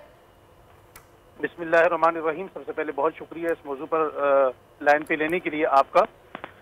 दूसरी गुजारिश ये है कि जो बर्दाश्त का लफ्ज़ है ये खुद एक मनफी लफ्ज़ है, और ये जो कल का वाक़या हुआ, फिर पिछले दिनों लाहौर का एक वाक़या हुआ कि बच्चियां खुद मिलकर एक बच्ची को मार रही हैं, तो हमारा मुआशरा मजमूई तौर पर अदम बर्दाश्त के रास्ते पर है। सियासी, मजहबी और निजी इख्तलाफात में तशद्दुद का उनसर नुमाया नजर आता है। लोग मामूली इख्तलाफात पर एक दूसरे की इज्जत और जान के दरपे हो जाते हैं। अदम बर्दाश्त के असबाब पर गौर किया जाए तो बहुत से वजूहात सामने आती हैं, जिनमें से कुछ ऐसी हैं यानी इल्म की कमी है, शाऊर की कमी है। जब किसी कौम में इल्मी इन्हितात वक़ू पजीर हो जाता है तो लोग दलील का रास्ता इख्तियार करने के बजाय तशद्दुद के रास्ते पर चल निकलते हैं। अल्लाह ताला ने कुरान करीम में हमेशा दलील के तबादले की बात की है और नबी को भी अल्लाह ताला ने नरमी से बात करने का हुक्म दिया है। हजरत मूसा अलैहिस्सलाम जब फिरौन से बात करने के लिए गए तो अल्लाह ताला ने अपने नबी से भी कहा, ए मेरे मूसा क़ूलू क़ौलन लय्यिनन लअल्लहु यतज़क्करु औ यख्शा, बेशक आप इतने बड़े बंदे दुश्मन के पास जा रहे हैं लेकिन आपने उससे भी नरमी से बात करनी है। आज हमारे यहाँ बहुत सारी चीजें ऐसी हैं, हमने सिर्फ इबादत को दीन इस्लाम समझा है। 5 नमाजें पढ़ लें, कुर्बानी कर लें, हज कर लें, उम्रा कर लें, मामलात को हमने कभी दीन समझा ही नहीं है। मामलात पे हम आते ही नहीं है, बाजार में हम अपने दीन को दीन समझते ही नहीं है और इसी तरह अकायद, इबादत, अखलाक को दीन समझते ही नहीं है। अफू का बर्दाश्त का जो अदम मुकाबले में जो लफ्ज है वो अफू का है, दरगुजर का है, वो सबर का है। सूरह अहकाफ की आयत नंबर 4 में अल्लाह ताला फरमाते हैं, मुझे दिखाओ उन्होंने क्या चीज पैदा की है जमीन में से या उनका कोई हिस्सा है आसमानों में, लाओ मेरे पास कोई किताब इस कुरान से पहले या इल्म की कोई नकल शुदा बात अगर तुम सच्चे हो। तो ये बात इस बात की दलालत करती है कि हमें कभी भी किसी पर भी हाथ उठाने का दुरुस्त फरमाया आपने मुफ्ती साहब। आपने हमेशा हमारे नाजरीन की जो है वो रहनुमाई फरमाई है। तो मैं चाहूंगा कि ये मामला ज्यादातर जो होते हैं वो लेन देन के हवाले से होते हैं। मुझे आप ही का सुनाया हुआ एक वाकया जो है वो याद आ रहा है आका सलातो सलाम का। मैं चाहूंगा कि आज आप उसे मुकम्मल सुनाइए। जब आका सलातो सलाम से एक यहूदी का मामला हुआ था और उन्हें कुछ रकम जो है आका सलातो सलाम को अदा करनी थी यहूदी की, और उसने बड़े ही अजीब व गरीब तरीके से बदतमीजी के जरिए मांगी और फिर वो जो माहौल बना था, मैं चाहूंगा हमारी आवाम को वो वाकया सुनाए ताकि उनमें सब्र और बर्दाश्त का अंसर पैदा हो। जी जी, बहुत अच्छी निशानदेही की आपने। नबी करीम अलैहिस्सलाम ने एक यहूदी का कर्जा देना था और जब वक्त मुकर्रर हुआ, वक्त मुकर्ररा पर वो यहूदी ने आकर तलब किया तो आप सल्लल्लाहु अलैहि वसल्लम के पास उस वक्त पैसे नहीं थे। हजरत उमर रजी अल्लाह तआला अन्हु समेत तमाम सहाबा इकराम गुस्से में तेश में आ गए कि इसने हमारे नबी सल्लल्लाहु अलैहि वसल्लम को धूप पर खड़ा किया हुआ है और खुद हुजूर नबी करीम अलैहिस्सलाम जो उस वक्त तकलीफ में हैं, देने के लिए पैसे भी नहीं हैं। तो हुजूर नबी करीम अलैहिस्सलाम ने सहाबा से कहा, आप इसे गुस्सा मत करो, मैंने इसका हक देना है, इसका गुस्सा करना बनता है। इसी अमल की वजह से वो यहूदी वापस घर जाता है और अपनी किताब उठाकर लाता है और नबी करीम अलैहिस्सलाम से कहता है, या रसूलल्लाह, ये जो आपके सहाबा पैसे जमा करके लाए हैं आप इन्हें वापस कीजिए और हाथ बढ़ाइए, क्योंकि मैं आपके हाथ पर मुसलमान होना चाहता हूँ। मैंने तो पैसे लेने ही नहीं थे। असल वजह ये थी कि मेरी किताब में लिखा हुआ जो मोहम्मद और अहमद नबी आएंगे वो सबसे ज्यादा बर्दाश्त करने वाले होंगे, हिलम वाले होंगे, आफू वाले होंगे, दरगुजर करने वाले होंगे। आज ये हमारा मुआशरा कहाँ चल पड़ा है? इस मुआशरे ने कभी इतना भी नहीं देखा हम कलमा किसका पढ़ते हैं, हमें लज किसकी पालनी है, हमें किसके कदमों के पीछे जाना है। अगर नबियों को हुक्म है कि वो मोहम्मद मुस्तफ़ा के पीछे उन्हें चलना है तो इस उम्मत को बदरजे ऊला चलना होगा। तो मेरे ख्याल में कानून का जो इम्प्लीमेंट का निज़ाम है, अव्वल तो हमारे यहाँ कानून होता ही नहीं, अगर जो है तो उस पर इम्प्लीमेंट नहीं है। अगर इम्प्लीमेंट का निज़ाम हो तो लोग अदम बर्दाश्त से बाहर निकलेंगे और हर कोई कानून का रास्ता इख्तियार करेगा। मैं चाहूंगी मुफ्ती साहब एक चीज और जो कि आप उस पर हमें रहनुमाई हमारी कीजिएगा। ये आजकल जो सूरत हाल बन गई है, जान लेना इतना आसान हो गया किसी की भी, ये कितना बड़ा गुनाह है किसी की जान लेना इस तरीके से, जरा इस पर भी रोशनी डालिए। नबी करीम अलैहिस्सलातु वस्सलाम की हदीस मुबारक है, जिसने किसी एक मुसलमान की जान ली गोया उसने पूरी इंसानियत की जान ली। तो दरअसल में शाऊर और हिलम की, अफू की, दरगुजर की इस कदर कमी है कि हमने इंसान और जानवर के दरमियान में किसी किस्म का कोई फर्क ही नहीं समझा, अपना हक लेना समझा ही नहीं है। अल्लाह की तकदीर पे हम राजी नहीं है और इस बात पर बिल्कुल भी हम राजी नहीं है कि एक दिन कयामत का भी है, हिसाब का भी है, यौम आखिरत का भी है। अगर कोई बंदा यहाँ नहीं देता, मामला नहीं होता उससे, तो अल्लाह जल्ल शानुहु की यहाँ अदालत लगेगी। हमारे मुल्क में हर दूसरा बंदा अपनी अदालत लगाना चाहता है, खुद मुहासिब बनना चाहता है और कुरान करीम के अंदर अल्लाह ताला जल्ल शानुहु को जो चंद चीजें जो नापसंद हैं और बहुत ही ज्यादा नापसंद है उनमें से खुद एक मुहासिब जी बनना है। दुरुस्त फरमाया आपने मुफ्ती साहब, अल्लाह करे कि जो है हमारी जो कौम है वो इससे कुछ सबक हासिल करे। और सैरिश ये कहना भी इस वक्त जो है वो मेरे ख्याल में गैर मुनासिब नहीं होगा कि हम अशरफुल मखलूक़ात से जो है वो हट चुके हैं और अब हम हैवानियत के अंदर जो है वो मकाम हासिल कर चुके हैं जो पहले हमने मखलूक में कर रखा था। क्योंकि अब जो अगली स्टोरी हमारे पास आ रही है वो भी कुछ और इसी से रिलेटेड है। डीजी खान की यूनिवर्सिटी से भी एक स्कैंडल सामने आ गया है। मेडिकल डिपार्टमेंट की एक तालिबा ने अपना वीडियो पैगाम सोशल मीडिया पर शेयर किया है और उसने नाम लेके 2 प्रोफेसर्स पर जिनसी ज्यादती और ब्लैकमेल करने का इल्ज़ाम लगाया है। सैरिश, बिल्कुल, इस वीडियो के बाद पुलिस ने मुकदमा भी फ़हीम दर्ज कर लिया है और मैरिट पर तहकीकात का दावा किया है। लेकिन यूनिवर्सिटी इंतज़ामिया का कहना है कि मामला पुराना था, दोनों प्रोफेसर्स को नौकरी से निकाल दिया था। मगर बात यह है कि मामला पुराना हो या नया, तालीमी इदारों में बच्चियों का रेप हुआ और फिर उन्हें ब्लैकमेल किया गया, तो ये अमल फरामोश नहीं हो सकता। इसी पर हम बात करेंगे। इस वक्त हमें प्रोफेसर डॉक्टर अनूश खान जो कि चेयरपर्सन है डिपार्टमेंट ऑफ जेंडर स्टडीज़ की, वो ज्वाइन कर चुकी हैं। अस्सलाम वालेकुम, welcome to our show doctor Anoosh.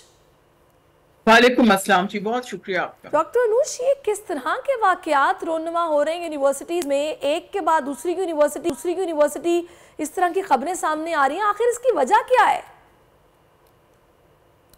बहुत जी अफसोसनाक खबरें हैं ये जो सामने आ रही हैं और बहुत सोच और फिक्र का मकाम है ये। क्योंकि देखें, हम बच्चियों को या बच्चों को भी बहुत इत्तेमाद के साथ उन्हें यूनिवर्सिटियों में भिजवाते हैं और फिर हमारा तो मजहब उस्ताद को मतलब वालिदैन का दर्जा देता है। मसला ये है जी, देखें, एक तो यूनिवर्सिटीज़ में एक इस चीज़ पे बहुत फोकस हो गया है कि हम बहुत फाइनेंशियल लॉसेस में जा रहे हैं कि स्टूडेंट्स की तादाद बढ़नी चाहिए। तो बात यह है कि जी जब तादाद बढ़ती है, पॉपुलेशन बढ़ती है, हम तो मुल्क में उसके असरात देख रहे हैं, तो वही असरात एक माइक्रो स्टेट में यूनिवर्सिटियों भी पड़ रहे होते हैं।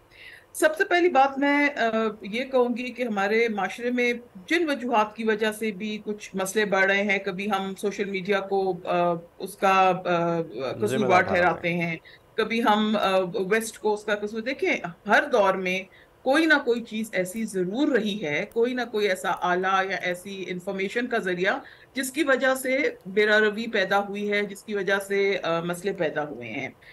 हम लोग जब बच्चे थे तो वीसीआर को कहा जाता था, फिर डिश हो गया, अब सोशल मीडिया है। लेकिन मसला इन चीज़ों का नहीं है, मसला हमारी अपनी सोच का है। देखिए, पहले ये था क्योंकि यूनिवर्सिटियां भी एक लिमिट में थी। आप केपी को ही दे ले, एक पेशावर यूनिवर्सिटी होती थी और सारे केपी से लोग वहां आते थे। अब बात यह है, लातादाद यूनिवर्सिटियां हैं, उसमें ऑब्वियसली स्टूडेंट्स हैं, लेकिन जो यूनिवर्सिटियों का काम करने का तरीका है वो इस तरह का नहीं रहा। यूनिवर्सिटियों में पहले बाकायदा टीचर्स ट्रेनिंग हुआ करती थी। अब ये चीज़ें, ये जो आपकी सोच है, ये ट्रेनिंग वगैरह से नहीं जाती है।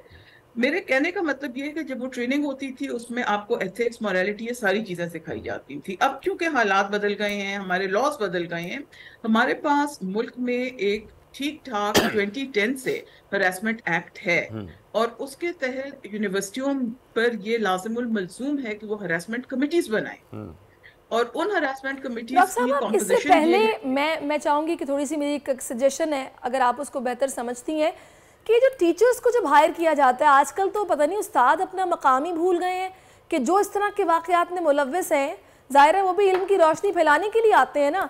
क्या पहले उनका करैक्टर या उनकी जांच पड़ताल नहीं होनी चाहिए उनको हायर करने से पहले, कि इनकी पहले जिस भी इदारे में ये रहे वहाँ क्या इनका करैक्टर था, कोई ऐसा केस ना हो इससे पहले भी हुआ हो? क्योंकि ज़ाहिर है कोई पहली दफ़ा तो ऐसी गलती नहीं करेगा, जिसको आदत होगी वही ऐसी गलती हुई धड़ल्ले से करेगा वो यूनिवर्सिटी में आके। आई थिंक सो हमारा राब्ता कोई बात नहीं हो जाएगा। लेकिन देखिए सैरिश, इस सवाल के जो है वो जवाब मैं अगर इस तरीके से दूँ कि वो तो खैर डॉक्टर ने जो ज्वाइन करेंगी तो वो बताएंगी। मेरे ख्याल से ये जो यूनिवर्सिटीज़ जिनके नाम सामने आ रहे हैं और जहाँ पर ऐसी कार्रवाइयाँ हुई हैं, इन यूनिवर्सिटीज़ को ही ब्लैकलिस्ट कर देना चाहिए। इन यूनिवर्सिटीज़ को ही ब्लैकलिस्ट करके एक ऐसी एग्जाम्पल कायम करनी चाहिए कि अगली किसी यूनिवर्सिटी के अंदर पहले से स्क्रूटनी शुरू हो जाए। डॉक्टर अनुज ने हमें ज्वाइन कर लिया। डॉक्टर साहब, आपने सैरिश का सवाल सुन लिया था, रिपीट करवाया जाए? जी जी बिल्कुल, नहीं मैंने सुन लिया था। मैं इस बात पे अभी आ रही थी, ये जो ट्रेनिंग से मैंने बात शुरू की ना जी, तो मसला ये है कि वो ट्रेनिंग्स हमने छोड़ दी हैं। जैसे मैंने हरासमेंट कमेटीज का कहा, मुझे नहीं पता कि हमारी फैकल्टी, अव्वल तो हमारी सब यूनिवर्सिटियों में वो कमेटीज हैं, सेकंड उस कमेटी की कॉम्पोजिशन में ये बहुत जरूरी है कि उसमें कम से कम एक फीमेल फैकल्टी मेंबर जरूर हो। तो बात ये है, मुझे इन यूनिवर्सिटियों में वो कमेटियां हैं, एक्टिव हैं नहीं हैं, होनी चाहिए, अकॉर्डिंग टू द लॉ होनी चाहिए। उसके बाद जी मसला ये है कि ये जितनी हमारी नई जरा यूनिवर्सिटीज बनी हैं या पेरिफेरल यूनिवर्सिटीज हैं, इनमें फीमेल फैकल्टी की तादाद बहुत कम है। देखिए आपके पास फीमेल स्टूडेंट्स हैं ना, तो फीमेल फैकल्टी का होना बहुत जरूरी है। जहाँ पे आपके पास मेल स्टूडेंट्स हैं, मेल फैकल्टी का होना बहुत जरूरी है। तो और फिर मैं सैरिश की इस बात पे आ रही हूँ कि अब मसला ये हो गया कि जरूरी नहीं है कि आप एक लेक्चरर को इंडक्ट करते हैं, उसने पहले कहीं काम किया हो, मे बी उस यूनिवर्सिटी में वो उसकी पहली ही जॉब हो, तो वो कहाँ से कोई कैरेक्टर सर्टिफिकेट लेके आएगा अपने आप को प्रूव करने के लिए। जरूरी ये है, ये मैंने 2 और फोरम्स पे बात की है कि जब हमारी इंडक्शन होती है, देखें आप ब्यूरोक्रेसी में लोगों को इंडक्ट करते हैं, आप आर्मी में करते हैं, आप एक साइकोलॉजिस्ट जरूर उस पैनल पे बिठाते हैं। लेकिन हो सकता है मुझ में मसला हो, मुझे खुद ही ना पता हो, तो जब वो इंटरव्यू हो रहा होता है, आई थिंक उनकी ट्रेनिंग ये होती है कि वो पहले से कुछ अगर तो बिहेवियरल प्रॉब्लम्स हैं, कुछ एटीट्यूडनल प्रॉब्लम्स हैं, सिर्फ हरासमेंट से रिलेटेड नहीं है, ये और भी जो हम किस्से सुन रहे होते हैं, हालात सामने आ रहे होते हैं, उसके लिए भी बहुत जरूरी है। क्योंकि ये तो हम यहाँ पे अनफॉर्चुनेटली सेक्सुअल हरासमेंट की बात बिल्कुल ऐसा ही है डॉक्टर साहिबा, लेकिन साथ साथ ये भी है कि यूनिवर्सिटीज पे जो इल्जामात लगाए गए हैं, अभी जो चीजें सामने आ रही हैं, कुछ लिबरल्स ने पहले मदरसों पे भी इल्जाम लगाए, फिर उन्होंने कहा कि जी वहां नहीं होता, यूनिवर्सिटीज में नहीं होता। अब अगर हम यूनिवर्सिटीज की बात कर रहे हैं तो यहां पर हमें बहुत ज्यादा जो है वो जरूरत है कि जो आप फैकल्टी की बात कर रही थी उसमें एक खातून नहीं 50% होने चाहिए। सैरिश, मेरी जाती राय ये है कि औरतों को भी जो है वो इतने ही जो है वो नुमाइंदगी हासिल होनी चाहिए जितनी मर्दों को है, ताकि फैसले मुमकिन तौर पर हो सकें। बिल्कुल बहुत शुक्रिया डॉक्टर नूश, आप हमारे साथ मौजूद रही और आपने अपना कीमती वक्त हमें दिया। नाज़रीन, हमें प्रोग्राम में अब एक ब्रेक शामिल करनी है, ब्रेक के बाद फिर से आपकी खिदमत में हाजिर होते हैं। Stay with us. आजकल जिंदगी ही सुबह आउट ऑफ कंट्रोल है, दुनिया बोल है, पूरी दुनिया बोल है। ये वेलकम बैक हो मिस्टर कैन, जो एक अकेले बैठे हुए हैं इतनी सारी बारबीज के साथ। मैंने शुरू में आपसे कह दिया था कि जी बारबी करते हैं, मैं आप भी बारबी हो जाती, आप भी बारबी हो गए हैं, इसका मतलब है ओके। हॉलीवुड की नई फिल्म है बारबी, जो कि बिलाखिर पंजाब में रिलीज कर दी गई है। फिल्म के कुछ मनाजिर को सेंसर करने के बाद नुमाइश के लिए पेश किया गया और जितने भी काबिल एतराज़ मवाद था वो सब फिल्म से निकाल दिया गया। ये फैसला निगरां वज़ीर आला पंजाब मोहसिन नकवी का था, जिन्होंने फिल्म बाबी की स्क्रीनिंग के लिए फिल्म सेंसर बोर्ड को हुक्म दिया था कि अब पंजाब में फिल्म बाबी रिलीज कर दी गई। एग्जैक्टली ऐसा ही है, और हमारे साथ जो है वो हमारे नुमाइंदे भी मौजूद हैं। बारबी का फीवर जो है वो हर जगह चल रहा है और हर तरफ जो है वो बारबी हो रहा है। आपने देखा होगा सोशल मीडिया के ऊपर भी जो भी ये मूवी देखने के लिए जा रहा है, न जाने वो क्यों गुलाबी हुआ घूम रहा है, और बहुत सारे लोगों को तो हमने ऐसा गुलाबी देखा है जैसे कि च्युइंगम का कलर आया करता था। आई डोंट नो, लिटरली लोग गुलाबी पहन रहे इतने कॉन्फिडेंस से। सहरी, मेरी बात सुने, सहरियां याद आ रही हैं। सहरियां? हाँ, वो दूध वाला शरबत होता था ना, उसके अंदर वो वाले गुलाबी भी बहुत। अच्छा, इस वक्त हमें जो मेहमान ज्वाइन कर चुके हैं जरा उनका तारुफ करवा देते हैं। इन्फ्लुएंसर है मानूर खान हमें ज्वाइन कर चुकी है, माशाल्लाह बारबी लग रही हैं। फिर उनसा हमारी जो बोल प्रेडिक्शन में हमें मुस्तकबिल का हाल बताती हैं, वो भी ज्वाइन कर चुकी हैं और वो भी बारबी लग रही हैं। और माशाल्लाह नेल कलर जो उनसा ने लगाया है ना, वो भी बारबी वाला नेल कलर है, मुझे बहुत अच्छा लगा है। तो माशाल्लाह से दोनों ही बहुत प्यारी लग रही हैं। कैसा लग रहा है? बारबी फीलिंग आ रही है? ये चारी आप भी हैं, बोल में जो इन्होंने कहा ये भी प्यारी लग रही है। बचपन में वो यही होता था ना कि गर्ल्स जो हैं वो पिंक पहनेंगी और बॉयज जो हैं वो ब्लू पहनेंगे, तो वो बारबी वाली फीलिंग आ रही है। आज आप लोग बारबी बन गए। आपको कैसा लग रहा है फहीम? मेजॉरिटी जो बारबी स्टीरियोटाइप तोड़ने के लिए पैदा हुआ जी। मैं कहता हूँ ये गुलाबी कलर पे ठेका क्यों लिया हुआ है खवातीन ने। लेकिन इसके साथ साथ मेरा एक गिला भी है आप तमाम खवातीन से कि भाई जब पिंक है तो पिंक रहने दो, फिर उसके जो 50,000 शेड्स बनाती हैं आप, वो समझ में नहीं आता। Meat pink, rose pink, shocking pink, rocking pink, मतलब पिंक। अबे पिंक है यार, रहना दो ना पिंक। उसके अंदर इतनी आप देख लें 4 शेड यहाँ मौजूद हैं। कसम उठवा लें, इन तीनों को, इन चारों शेड्स के नाम भी पता होंगे, मुझे नहीं मालूम। मेरे लिए सिर्फ गुलाबी है, दूध वाला शरबत है, गोला गंडा है, मैं ऐसे याद करता हूँ। हम वैसे तीन तो सेम लग रहे हैं, आप डिफरेंट लग रहे हैं। हाँ, इसी वजह से ना, बिकॉज आई एम डिफरेंट। मैं बारबी नहीं हूँ, मैं अल्लाह की कसम, मैंने कोई गेटअप नहीं किया हुआ, मैं हूँ। अच्छा। हाँ, मैं बारबी हुई नहीं। अभी आप कह रहे थे बारबी बारबी कर दी, मैं आपे बारबी हुई। भाई Barbie movie can is a part of Barbie movie. क्या हो गया नाजरीन, जिन लोगों ने देखी है उन्हें पता होगा, जिन लोगों ने नहीं देखी है वो आप लोग, अब हमने पिंक पहना हुआ है ना हम सब ने, हम जा रहे हैं मूवी देखने के लिए, क्योंकि ये तो ट्रेडमार्क बन गया। वैसे हम चारों में किसने बारबी देखी ये बताएं? मैंने तो देख लिया। आपने देखी है बारबी? मैंने नहीं देखी। मैंने तो देख ली। आपने देखी है? हाँ, मैं देखा ही हूँ। आप देखा ही? Very good. बात है आपकी, बताइए रिव्यूज। अच्छी मूवी है, मजे की मूवी है, एंटरटेनमेंट है, और एक अच्छा लगता है कि सिनेमा में जाके बड़ी स्क्रीन पर मूवी देखना अच्छा लगता है। बच्चे मेरे साथ थे, बेटियां मेरे साथ थी, बेटे नहीं गए, वो कहे हम क्यों देखेंगे बारबी। मैं तो सारी चीज कहूंगा कि ओपनहाइमर की जगह ना लोगों को बारबी देखनी चाहिए। एटम बम बनाने वाले को क्या देख रहे हो यार, जिसकी वजह से करोड़ों लोग जो हैं वो जान से जा चुके हैं। आप बारबी देख लें, कम से कम शुगल तो लगेगा। जो फिर वीकेंड पे प्लान बनाए आप, वैसे भी 14 अगस्त की छुट्टी आ रही है तो लंबा वीकेंड मिलेगा, तो बारबी देखने जाना चाहिए। खैर आप मुझे ये बताइएगा महानूर, आप आजकल क्या कर रही हैं? बेसिकली मैं एक मार्केटिंग एजेंसी को ओन करती हूँ जिसका नाम है ट्रिकी टेक एजेंसी। उसमें हम लोग डिफरेंट इन्फ्लुएंसर्स और सेलिब्रिटीज़ को ऑन बोर्ड लिया हुआ है as in PR, proper manage भी कर रहे हैं अकाउंट्स से लेके, और ब्रांड्स भी हम लोग मैनेज कर रहे हैं। काफ़ी ब्रांड्स हैं हमारे पास। Digital marketing. अच्छा, मोइन भी इस वक्त हमें ज्वाइन कर चुके हैं, तो मोइन बताइएगा बारबी मूवी कैसी रही आपको? आप अपने रिव्यूज दीजिए। रिस्पांस कैसा मिल रहा है? रिस्पांस बताइएगा। जी। अच्छा, मेरी थैंक यू सो मच। वालेकुम सलाम। अच्छा मोइन, पंजाब में भी रिलीज होनी है, कराची वालों से रिव्यूज मिल गए होंगे कुछ पंजाब वालों को, तो कैसा रिएक्शन है लोगों का, कितने वो मुंतज़िर है इस मूवी के? जी, पंजाबी फिल्म रिलीज हो चुकी है। 21 जुलाई को पाकिस्तान समेत दुनिया भर में फिल्म रिलीज हुई थी, लेकिन पंजाब में जैसे इसको सेंसर सर्टिफिकेट जारी किया गया तो उसी दौरान कुछ शिकायत भी मौसूल हुई, जिस पर सेक्रेटरी जो कल्चर पंजाब हैं उन्होंने एक रिव्यू कमेटी बनाई, और इस फिल्म को आशूरा के बाद रिव्यू कमेटी ने इसको रिव्यू किया दोबारा से, और फाइनली कुछ एडिटिंग के बाद 3 अगस्त को इस फिल्म को पंजाब में रिलीज करने की इजाजत दे दी गई है। इस फिल्म का अगर ओवरऑल बजट बता दूं जो पाकिस्तान में इस फिल्म ने बिजनेस किया है, तो अब तक का 21 जुलाई और पंजाब का 3 अगस्त से लेकर अब तक का ये तकरीबन 11 करोड़ का बिजनेस कर चुकी है। और क्योंकि पंजाब में स्क्रीन काफी ज्यादा है, पंजाब में फिल्म लेट लगी, इसलिए बिजनेस एक्सपेक्टेशन से कुछ कम किया गया है।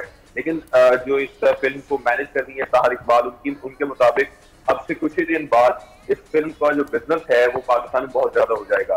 तो ओवरऑल अगर बात की जाए तो कल मैं एक सिनेमा में विजिट करके आया, तो लड़कियां पिंक ड्रेस पहन के वहां पे फिल्म देखने आई, लेकिन लड़कों ने व्हाइट ड्रेस पहनकर वहां पे फिल्म देखी, और लड़कों को ये फिल्म बिल्कुल भी पसंद नहीं आई। अलबत्ता जो लड़कियां हैं वो काफी ज्यादा एक्साइटेड थी इस फिल्म देखने के बाद। ओके जी मोइन, बहुत बहुत शुक्रिया आपका हमारे साथ थे। और आपको ये बताया चले नाजरीन के सिर्फ हम 4 ही नहीं है जो पिंक पहन कर आए हुए, हमारे प्रोड्यूसर मुदस्सिर साहब भी पिंक टी-शर्ट पहन के घूम रहे हैं, पता नहीं क्यों।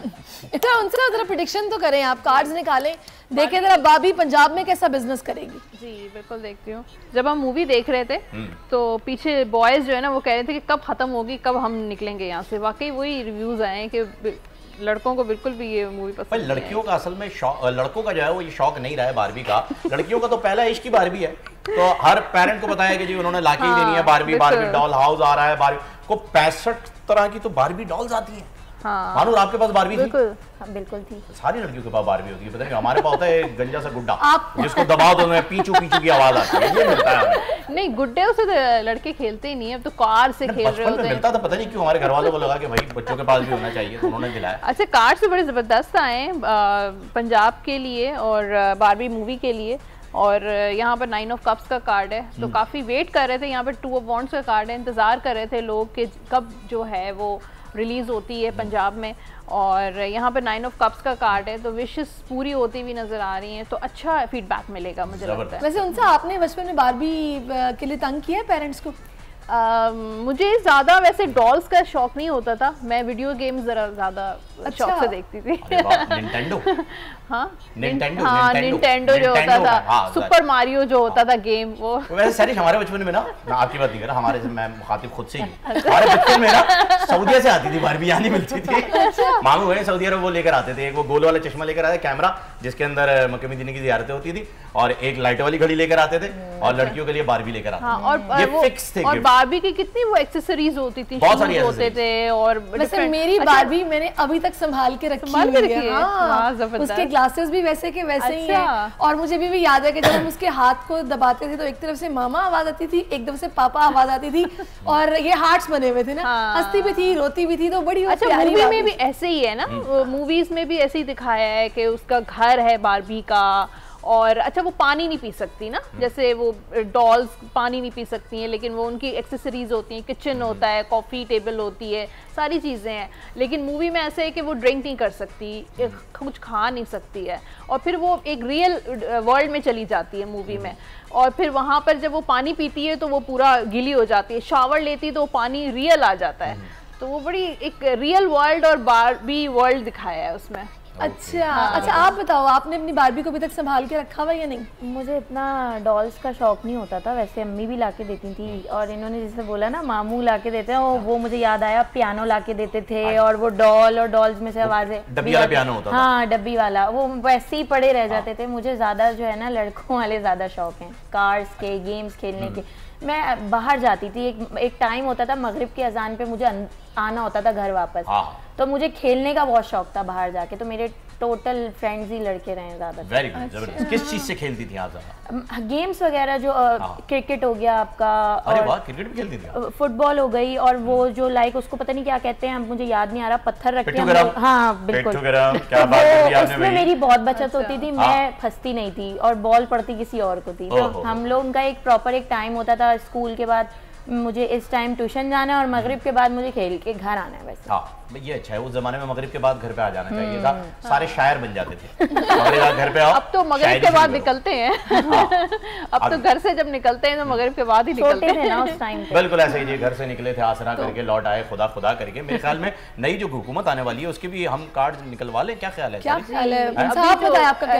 केयर टेकर के ऊपर जो है, और आपकी ही मैंने शो में स्काइप पे ही मैंने कहा था कि आपने सवाल किया था कि इसाक डार साहब के कितने चांसेस हैं, तो मैंने कहा था कि इसाक डार के चांसेस कम है, बहुत लेस चांसेस हैं। तो आज का हम देख लेते हैं कि केयर टेकर जो है वो गवर्नमेंट क्या नजर आ रही है। स्पेसिफिक कोई नाम लेना चाहेंगे? जलील अब्बास जिलानी साहब को फेवरेट करार दिया जा रहा है, जो और आई थिंक हफीज शेख साहब भी मुझे लग रहे हैं। तो यहाँ पे मुझे लग बहुत जल्दी आज ही अनाउंस कर दिया जाएगा। थोड़ी से मुझे लग रहा है अंदरूनी मामलात चल रहे थे, लेकिन वो जो आप नाम ले रहे थे ना जलील साहब का, उसके ज़्यादा स्ट्रॉन्ग चांसेस है कि यहाँ पे जस्टिस का कार्ड है, और हफीज़ शेख का भी यहाँ पे 2 ऑफ सोर्स का कार्ड है। तो पहले था स्ट्रॉन्ग कैंडिडेट थे, लेकिन अभी जो मुझे आज की एनर्जी जस्टिस की जलील साहब की ज़्यादा नज़र आ रही है। ओके, और आप ये कह रही हैं कि आज ही अनाउंस किया जा सकता है, जबकि अभी 6 दिन और बाकी हैं सारे शेयर गवर्नमेंट के पास अनाउंस करने के। काफ़ी चांसेस हैं कि आज कल में हो जाएगा। सही। अच्छा, आप मुझे ये बताएगा कि ये बारबी मूवी आप देख के आई हैं, आपको क्या मतलब आपकी अपना कुछ ज़ाहिर राय होती है, इस तरह की मूवीज बननी चाहिए और भी, या फिर बस ठीक थी वो मूवी? नहीं, अच्छी मूवी थी, एंटरटेनमेंट थी, मज़ा था, फन था, और लाइट सी मूवी थी, और सॉन्ग्स अच्छे थे, म्यूजिकल टाइप की मूवी थी। और उसमें ये कि केन को ज़्यादा वो मतलब थोड़ा उसको भी करेक्टर दिया गया है, और लेकिन मजे की मूवी थी। कार्ड्स तो निकाले इंडस्ट्री के, इंडस्ट्री हमारी कब उरूज पर हमें नजर आएगी, क्योंकि दरमियान में मामला ठंडे हो जाते हैं। जी, पाकिस्तानी मूवीज के लिए एम्प्रेस का कार्ड है, कार्ड्स तो बहुत पॉजिटिव हैं, 8 ऑफ पेंटिकल्स, फिर एस ऑफ पेंटिकल्स, यानी कि क्यों पॉजिटिव नहीं आ रही है? पॉजिटिव आ रहा है, इसमें ग्रोथ नजर आ रही है फ्यूचर में, और काम किया जा रहा है, मतलब हार्ड वर्क तो किया जा रहा है। एस ऑफ पेंटिकल्स का कार्ड है कि न्यू बिगनिंग्स भी नज़र आ रही हैं, नए तरीके से हो सकता है प्रमोशन की जाए या नए तरीके से काम किया जाए, लेकिन अभी टाइम लगेगा। अगर हम हॉलीवुड या बॉलीवुड से कंपेयर करें तो अभी टाइम लगेगा। Very good. अच्छा, मैचिंग का जो है वो खवातीन में बड़ा एक उनसर पाया जाता है, तो मानूर आप कब मूवी देखने जाएंगी बारबी? जब पिंक पॉपकॉर्न मिलेंगे अवेलेबल होंगे तब? नहीं टाइम नहीं क्यों मिल रुका हुआ पाया है? था इसलिए नहीं। तो कहाँ बिजी हैं आजकल आप? हमने सुना है कि आप शादी भी जो है उसके इवेंट्स वगैरह भी सेलिब्रिटीज के यहाँ करवाती हैं, तो अभी आपने कोई शादी जी अभी हमने जवेरिया अब्बासी की बेटी की पूरी शादी हमने मैनेज की हुई थी। डिफरेंट चीज़ें थी उसमें, पीआर से रिलेटेड भी और भी बहुत सारी चीज़ें उसमें थी, हमने मैनेज की हुई थी और काफ़ी उसका हमें बहुत अच्छा फ़ायदा भी हुआ क्योंकि डिफरेंट पेजेस ने हमारे आर्टिकल्स आए और प्रॉपर नाम के साथ उन्होंने हमें टैगिंग्स वगैरह दी, तो काफी अच्छी चीजें। और लोग तो बहुत थे शादियों में, लेकिन शगुन अब्बासी नहीं थे, वो भी एक कंट्रोवर्सी रही है। जी, फिर उन्होंने ट्वीट भी किया और फिर उसको डिलीट भी कर दिया किसी वजह से। तो आप तो शादी में थी, क्या वजह थी असल? मैं शादी में भी थी, मैं प्रॉपर उनके साथ भी थी और मैं मुबारकबाद देना चाहूँगी ऑन एयर भी उनको कि जवेरिया ने इतनी अच्छी सक्सेसफुल शादी की। एक सिंगल मदर होते हुए उन्होंने बहुत ही अच्छा इवेंट थ्रो किया और बाकी कंट्रोवर्सीज तो चलती रहती हैं, आपको पता है क्यों नहीं आए क्या नहीं आए। और जब कोई देख लेता है ना कि इतनी अच्छी सक्सेसफुल चीज़ हो गई है तो किसी को कुछ ना कुछ तो करना होता है ब्लेम डालने के लिए। जेलसी कौन सा रहा? अच्छा मुझे ये बताओ मानूर, आपने जैसे कि बताया कि आपको बचपन में बारबी से खेलने का ऐसा शौक नहीं था, लड़कों वाले गेम्स खेलती थी, तो ये जो लड़कियों वाली तैयारी है इसका शौक फिर कब शुरू हुआ? इसका शौक मुझे तब शुरू हुआ जब मैं मैट्रिक के बाद अपने कॉलेज में आई, तो मेरी अम्मी ने कहा आप थोड़ा जो है ना सही हो जाओ, मतलब इस तरीके से आने का टाइम हो गया। हाँ, तो इस तरीके से ना अब ये कर लो ये पहन लो, लेकिन मुझे कभी अम्मी अब्बू ने कुछ नहीं बोला कि घर में फुल अभी भी मतलब मैं तैयार होके बैठी हुई हूँ, प्रेजेंटेबल हूँ, क्योंकि हम ऑन एयर आ रहे हैं। घर में तो सबको पता है कि एक सबका एक मूड बना हुआ होता है कि यार ये मेरे कपड़े हैं, ये मुझे पहनने, तो मैं मस्त मलंग अपने घर में पिंक नहीं पहनते। घर में पिंक नहीं पहनते तो फिर मैं उसमें ही मतलब ज़्यादा कंफर्टेबल रहती हूँ। लेकिन हाँ, उसके बाद मुझे हुआ कि भाई प्रॉपर करना है और ये वो सब चीज़ें तो मैंने स्टार्ट। तो अभी शादी का प्लान नहीं है? अम्मी तो बहुत पीछे पड़ी हुई है अभी मेरे रिसेंट ना, लेकिन देखें अच्छा बंदा भी मिलना बहुत इम्पोर्टेंट है। तो ज़रा बताएंगी आपकी क्या रिक्वायरमेंट्स क्या है? माइंडसेट मिलना चाहिए और बेसिकली जो मैं काम कर रही हूँ वो नहीं रोकना चाहिए। मतलब अब इतना आगे आके बंदा अपना काम रोक दे तो वो मुझे इस चीज़ समझ नहीं आती बेसिकली। और लड़कों का आजकल ये है कि कार्ड्स निकालें उनसा साथ आप शादी के कार्ड्स निकालें, शादी के कार्ड निकालने लड़का कैसा होगा ये निकाले। बैंड बाजा बारात वाली जोड़ी लग रही है क्योंकि काम आधा इनका भी वही है और ये चाह रही है वही वाले काम वाला बंदा। ब्रेड पकौड़े की कसम खाने वाला देखते हैं कब आएगा। 11 फेब। अच्छा ओके, तो इनका एक्वेरियस बनता है ना। ये कार्ड भी बड़ा, अभी मैं कहने ही वाली थी कि बहुत प्रैक्टिकल इनकी अप्रोच है, इमोशनल नहीं है ये लोग। ये जो है मानूर जज्बात में आके, या मुझे नहीं लग रहा कि लव मैरिज करने का इनका कोई इरादा है। बिल्कुल भी नहीं है ना, तो बिल्कुल भी नहीं। हाँ, दिमाग से सोचती है कि आप इतनी लव मैरिज के खिलाफ क्यों हैं? मैं आपको बताती हूँ एक चीज़, लव मैरिज ना अब जो हमारी इकोनॉमिक हालात है ना, लोग इस चीज़ को बड़ा वो लेते हैं, प्यार मोहब्बत के चक्कर में लोग ना बड़ी बातें लगा देते हैं बेसिकली के। हाँ, और डबल रोटी नहीं ला सकते। लोगों के पास जॉब्स ही नहीं है बेसिकली। लड़कों के पास जॉब्स नहीं है, वो पहले आके यही बोलते हैं, मतलब वो एक ना लड़की के ऊपर ही ज्यादा डिपेंड। मानूर अब वो सुसर भी नहीं रहे ना जो मोहब्बत में कहते थे कि ये पकड़ो पैसे से भरा हुआ सूटकेस, भूल जाओ मेरी बेटी को। हम तो तैयार है भूलने के लिए, सूटकेस कहाँ है? हाँ, अब तो वो लोग ही नहीं रहे। चलिए अंग्रेज कहता है, मैं एक एग्जांपल दे दूं प्लीज। अंग्रेज कहता है if your father is a poor man it's your destiny, if your father in law is a poor man it's your stupidity. और ये अंग्रेज कह रहा है, मैं नहीं कह रहा। अच्छा फटाफट बता दे कब हो रही है इनकी शादी, फिर हमें इजाजत भी लेनी है, टाइम खत्म होता जा रहा है। इनकी अचानक शादी होगी, अचानक सुबह बदलेगा वही। हाँ ऐसी कैसे अचानक शादी होगी? ये बिल्कुल मतलब प्लान करके नहीं करेंगी, प्लान करके नहीं करेंगी, यानी कि अचानक से होगी, अनप्लान शादी होगी। लेकिन मुझे लगता है कि जल्दी हो जाएगी ना, मतलब अभी फिलहाल इनका इरादा नहीं है शादी करने का, ये अपने करियर पे ज्यादा फोकस है इनका, तो थोड़ा सा अपने करियर इनका स्टेबल हो जाएगा। तो चले, बहुत शुक्रिया उनसे, आपका भी मानूर, आपका भी and can we have to leave now. I'm not a Barbie girl, but I live in a Barbie world. मिलते हैं इंशाल्लाह कल, उम्मीद करता हूँ कल Barbie world नहीं बना रहे होंगे हम। अपना ख्याल रखिएगा, इजाजत दीजिए, अल्लाह हाफ़िज़। आजकल सबकी ही सुबह आउट ऑफ कंट्रोल है, दुनिया बोल है, दुनिया बोल है।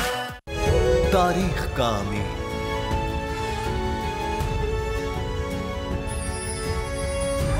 आजादी की अलामत,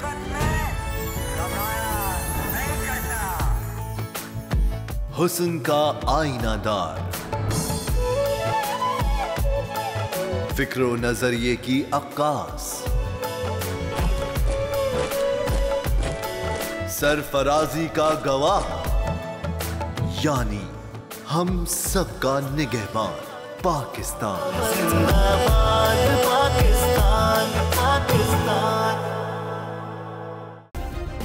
सब्सक्राइब करें और बेल दबाएं ताकि कोई खबर रह न जाए।